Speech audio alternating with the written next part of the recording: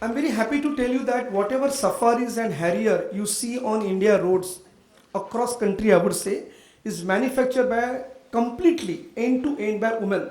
We have a 2-3 assembly lines where 1500 women are working and they are manufacturing our safari and harrier, which is always called a strong cars for of Tata Motors point of view. And I'm very happy that only women are making these cars. Two is a good example of I like the last sentence in this video. We will run this video.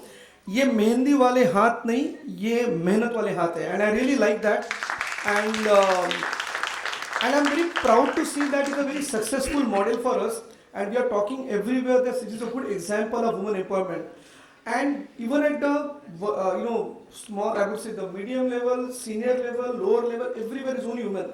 So even the managerial level also there are only women. So end to end, the safari and harrier across India, whatever you see the numbers and whatever you see this vehicle on the road, please feel proud to feel that this is made by the woman, and this is a good example of women empowerment. And I'm requesting organizers to play video on this. It's good to see and good to hear the ladies, all the women's views when they are making this harrier and safari.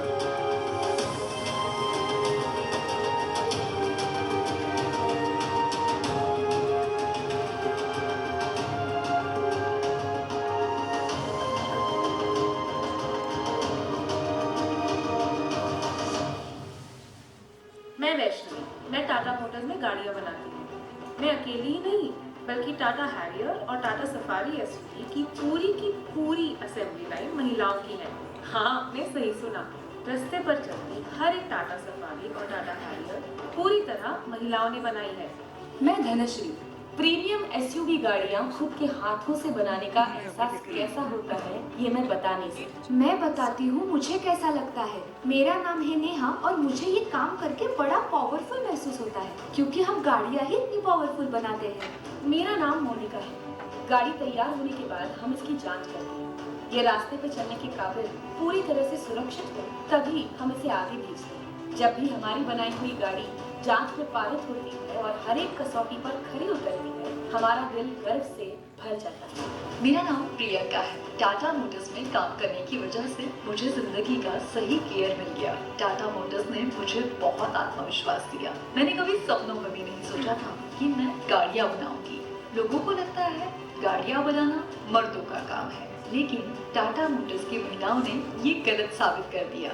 हम सब 20-25 साल की लड़कियां हैं जो assembly line का सारा काम करती है। 15 किलो का वेट शेड भी उठा लेती है। भारी कामों के लिए हमें रोबोट्स और मैनिपुलेटर्स चलाने का प्रशिक्षण भी दिया गया है। हमारे यहाँ लगभग 1500 महिलाएं नाइट शिफ्ट के साथ साथ 3 शिफ्ट में काम करती है और सैकड़ों गाड़ियाँ बनाती है। आज हम आपको कौशल्यपूर्ण और आत्मविश्वास से भरी दिखाई दे रही है, लेकिन हमारा यहाँ तक का सफर कठिनाइयों से भरा था। हमने जब गाड़ी बनाने की फैक्ट्री में काम करने की इच्छा प्रकट की तब हमारे आसपास के लोगों ने हमारा मजाक उड़ाया, हम पर संदेह जताया और अविश्वास दिखाया। इसी दौरान टाटा मोटर्स ने दिया हुआ हौसला बहुत मायने रखता है। महिलाओं की सुरक्षा का विशेष ध्यान रखते हुए हमारी कंपनी ने असेंबली लाइन में बहुत सारे स्ट्रक्चरल परिवर्तन भी किए हैं। पहले जब हमने बताया कि हमें नाइट शिफ्ट में काम करना है तो घर वाले बिल्कुल राजी नहीं थे। फिर टाटा ने हमें हमारी सुरक्षा का विश्वास दिलाया। हमारी सुरक्षा के लिए हर रोज 2 सिक्योरिटी गार्ड के साथ बस हमें कंपनी से घर के दरवाजे तक छोड़ती है। सुरक्षा के साथ साथ हमारे खाने का भी ख्याल रखा जाता है। फैक्ट्री के डॉक्टर्स हमें पौष्टिक और संपूर्ण आहार मिले इसका पूरा ख्याल रखते हैं। इसी प्रकार का सहयोग जरूरी होता है किसी भी कंपनी में विविधता समाने के लिए। टाटा मोटर्स की वजह से हमें हमारा आगे बढ़ने का सपना पूरा करने का मौका मिला। पढ़ाई के साथ साथ जॉब की वजह से हम हमारे परिवार की सारी जरूरतें पूरी कर सकते हैं। टाटा मोटर्स का कौशल्य डिप्लोमा हमें कमाने के साथ साथ आगे सीखने का मौका भी देता है। आज मैं भारत की सबसे ज्यादा बिकने वाली एसयूवी बनाती हूँ। एक दिन मैं वो जरूर खरीदूंगी। मैं मेहनत करके मेरा सपना पूरा करूंगी। अच्छी किस्मत की जरूरत नहीं, जब मेरा जुनून है साथ में और किसी से कोई उम्मीद नहीं, मैं खुद बदलूंगी हालात। मेरी लकीरें मिटाना किसी के बस में नहीं, क्योंकि मेहंदी वाले नहीं है मेहनत वाले हाथ मेरे।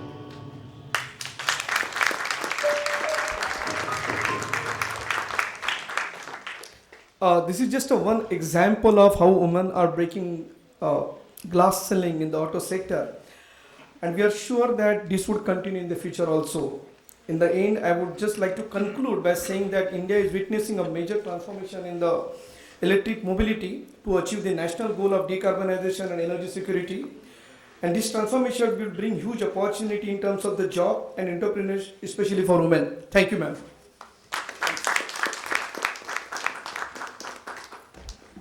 Thank you, sir, for your engaging session on women empowerment. And I'm sure that all the women sitting here, they are all set to break the glass ceiling. And it was a beautiful short film, sir. I would like to share with you all that Tata Motors is also the sponsor of this event, and we are proud that this is a fully funded event. So let us congratulate all with a big round of applause. I now welcome our guest of honor, Shri P.R. Swaroop, Director General, Construction Industry Development Council. Sir has worked with several prestigious domestic and international consultancy and construction companies for over 2 decades, acquiring vast experience in engineering designs, construction management, project exports, technology transfer, and regulatory issues. Sir, I would like to invite you on the dais for your valuable thoughts. Shri P.R. Swaroopji. A big round of applause, please.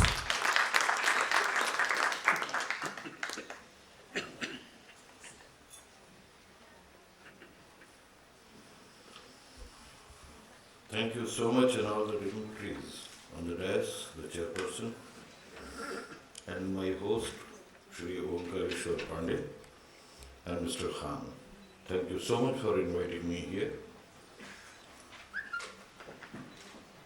And I'm very happy that the issues that are being raised here are a bit very relevant in today's context.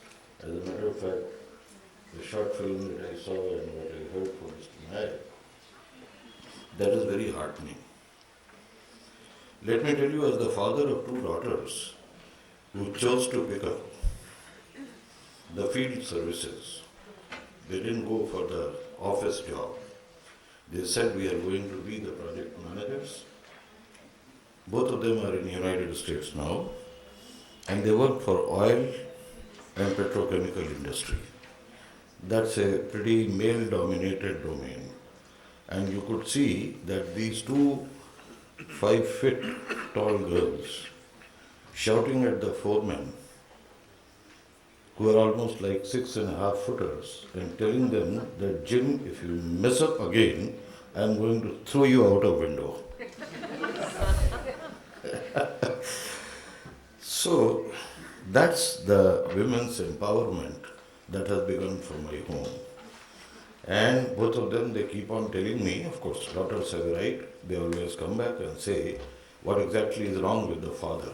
So, and mother is, of course, cooperating with them. So I know exactly how things are. But on a serious note, there is something very interesting that I thought I should share with you. And especially looking at Tata Motors, who have done wonderful work sponsoring this event and coming out with a short film where they are showing that how the ladies are actually manning their works, how they are going in for testing devices and things like that. That's a wonderful thing that is being done, and it's a very laudable kind of initiative, and let's give a big hand to Tata Motors.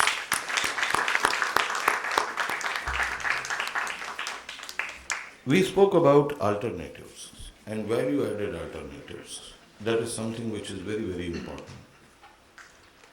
I come from construction industry, and it was way back in late 60s that I started my innings there, and I still carry on.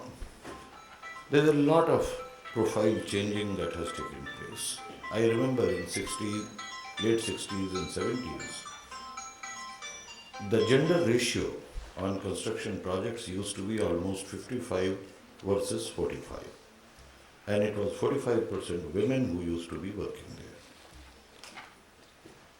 most of the works were manual works, and the workers who used to come invariably used to come along with their wives, with their entire family, and children used to work. Of course, labor laws weren't very hard those days, and it was entire families who used to work, so that used to be the ratio. My council keeps on looking at the numbers and figures, and a very astounding figure comes out that the number of women in construction industry, which is probably the biggest industry or industrial activity in the country, has now dwindled to hardly about 6 or 7%. It's a very sad situation. We are trying to improve upon that. But what I am going to be talking now is something which is very interesting and relevant to even Tata Motors for that matter. We have come a long way when it comes to making automobiles and the kind of prime fuel that we require for that. So of course it started with petrol-driven vehicles, and then heavy vehicles used to be diesel-driven, and I know my days in Jamshedpur when I used to be working very close to where telco factory is there, and all kind of equipment was being produced which was primarily diesel-driven. Then of course we saw the advent of vehicles which were moving with diesel as the fuel. Possibly it was cheaper, and that's the reason why there were improvements of course. And now we have entered an era when we are talking about the EVs, the electrical vehicles. And why are we doing that? It's consonance with the kind of theme that we are talking about. We are talking about the green planet, we are talking about reduction of the carbon footprint and things like that. Let me reveal this to you, that possibly we are proud to be in a country which is likely to become the largest energy producers in the country, in the world. The only difference is that now we will be talking about green hydrogen as the fuel. Many of you might have heard about it, but that's a thing of future. And which are the two sectors that are going to be very, very desperately affected by this? That's going to be the biggest disruptor. The first is the infrastructure sector, the manufacturing sector, and transportation sector. Very soon you will see that the metros which are running, they are on the hydrogen fuel. The vehicular traffic that you see will be hydrogen driven. As a matter of fact, experiments are on. And I must compliment House of Tatas for one more thing. And that is that even for manufacturing of steel, they have started an experiment, and if I have to believe the news reports, starting from 21st May to 25th of May, in Jamshedpur blast furnace, they have replaced the coal with green hydrogen. What do we mean by green hydrogen? The fact of the matter is that hydrogen is basically categorized in a colloquial sense in three compartments. The first one is what we call as grey hydrogen. This is the one which comes as a part and parcel of the mining and other things. When you do the coal mining and others, then trapped hydrogen comes. And that is the hydrogen that is being used today for refining purposes. So many of the oil companies like Indian Oil Corporation and several more, they are using that hydrogen. Then you have the blue hydrogen. The quantum is less, but it is a byproduct of certain chemical reactions that you have there. And the last one is actually the green hydrogen, which does not leave the carbon footprints. And how do we get the green hydrogen? The green hydrogen comes out of the hydrolysis of water, which is available in abundance in the world for that matter. And how do you create the power to hydrolyze that? That power is actually solar, wind, or tidal power, which is the renewable energy. So what we are trying to do now is to move into this particular area. And I would invite each one of you who would like to come. What is in it for the women that we have? It's a totally, I would say, unexplored area. The human talent is not available in the country. But the blessing that we have, and this has been identified by none other than our Honorable Prime Minister, that somewhere around in 2021 itself, the commitment was given to the global community that India is going to be the biggest producer of green hydrogen. How are we going to be using this green hydrogen? And where are we going to be producing this green hydrogen? India is a sunny country, and you have availability of sun almost 260 days in a year. Everywhere. And there are some states and certain regions where you have them even more. Take for an example Rajasthan. Rajasthan has in abundance the empty land areas.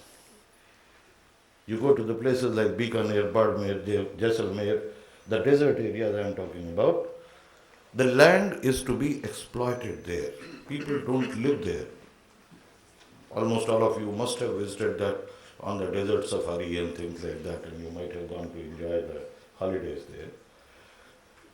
That's an area that needs development, and the God had been kind that like it gave Middle East lot of petrochemical reserves, it has given lot of sunlight to us.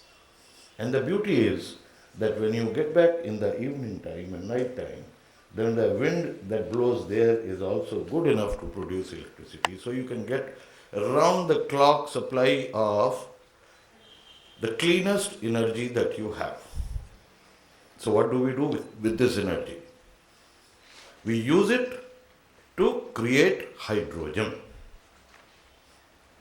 We have recently entered into an agreement with the South Koreans who are supposed to be making the best hydrolyzers in the world. They are setting up number of plants there. Now the limitation that you have with the hydrogen is that you cannot transport it to longer distances like petrochemical fuel, and you cannot store it also. It requires huge volume, and it is explosive, like explosive.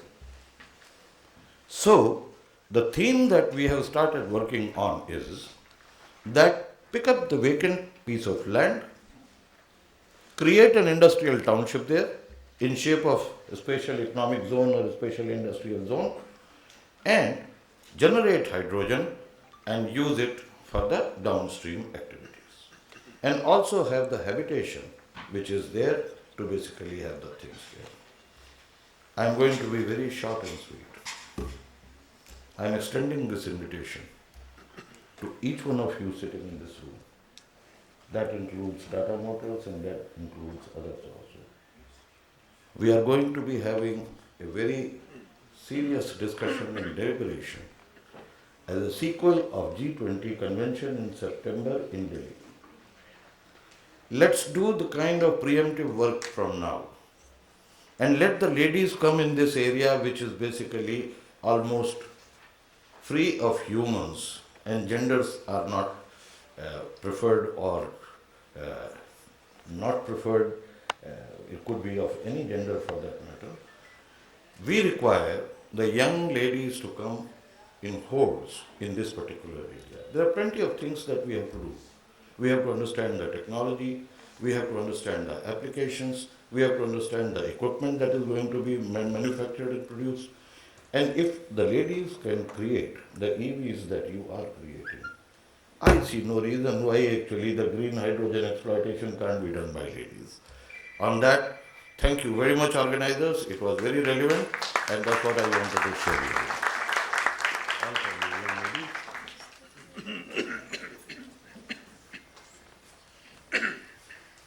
Thank you very much, sir. It was very, very encouraging, and I'm sure everybody is now geared up to take up challenging projects. I would now like to invite Shri Yashpal Sachevji, Marketing Vice President, Ashok Leyland, New Delhi. With more than 3 decades of experience, sir is currently responsible for corporate affairs and government relations, working closely with central and state ministries.